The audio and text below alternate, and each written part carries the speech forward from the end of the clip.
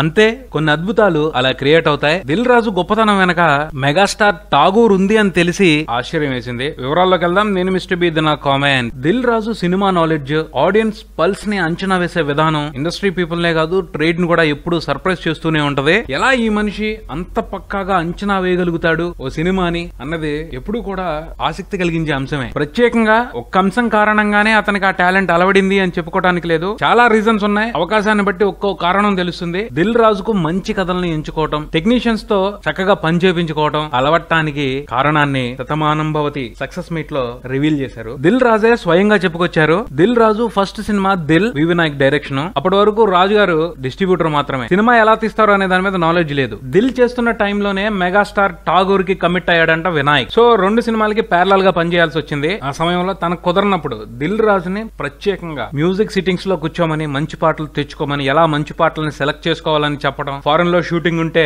అక్కడికి దిల్ రాజుని పంపించి జాగ్రత్తగా షూట్ చేస్తున్నారా లేదా అబ్జర్వ్ చేస్తూ గమనిస్తూ ఉండు అని చెప్పి ఇలా చేపించుకోవాలి అని చెప్పడం, ఇవన్నీ చెప్పి ఆ సినిమా కంప్లీట్ చేశారంట. అలా సినిమా మేకింగ్ మీద దిల్ రాజుకి అవగాహన కూడా కుదిరింది. అంటే వినాయక్ ఆయనకి ఫుల్ గా నేర్పించారంట. ఆ కృతజ్ఞతని చాటుకుంటూ నాకు సినిమా జన్మనిచ్చింది వినాయకే అంటూ శతమానం భవతి సక్సెస్ మీట్ లో వినాయక్ కి సన్మానం చేశాడు దిల్ రాజు. నిజంగా ఇది చాలా గొప్ప విషయం అని చెప్పుకోవాలి. ఎందుకంటే నిర్మాతల్ని, ముఖ్యంగా కొత్త నిర్మాతల్ని ఫిల్మ్ మేకింగ్ లో ఇన్వాల్వ్ చేయడం అనేది అంత తొందరగా సాధ్యపడే మ్యాటర్ కాదు. డైరెక్టర్లు అవకాశం ఇవ్వరు. కానీ వినాయక్ కి ఠాగూర్ ఛాన్స్ రావటం మూలంగా దిల్ రాజు కి బ్రహ్మాండమైన అవకాశం చిక్కింది అని చెప్పుకోవచ్చు. స్వతహాగా మనిషి తెలివిగలోడు, పట్టేశాడు. తన పేరుని తెలుగు సినిమా చరిత్రలో అలా నిలిపేసుకున్నాడు. నిజంగా అలా జరగటం మంచి అని చెప్పుకోవాలి. ఎందుకంటే ఎంత చక్కటి సినిమాలు ఇచ్చాడు తెలుగు ప్రేక్షకులకి, ఇంకా ఇస్తాడు కూడాను. వినాయక్ డైరెక్ట్ గా దిల్ రాజుకి చేయూతనిచ్చారు. కానీ ఇందులో మెగాస్టార్ హ్యాండ్ ని గమనించారా? వినాయక్ కి ఠాగూర్ ఛాన్స్ రాకపోతే వ్యవహారం వేరేగా ఉండేదేమో. కొన్నిసార్లు అంతే కొంతమంది అనుకోకుండానే చాలా గొప్ప విషయాలకి కారణమైపోతూ ఉంటారు. ఆ ప్రకారమే మెగాస్టార్ కూడా దిల్ రాజుకి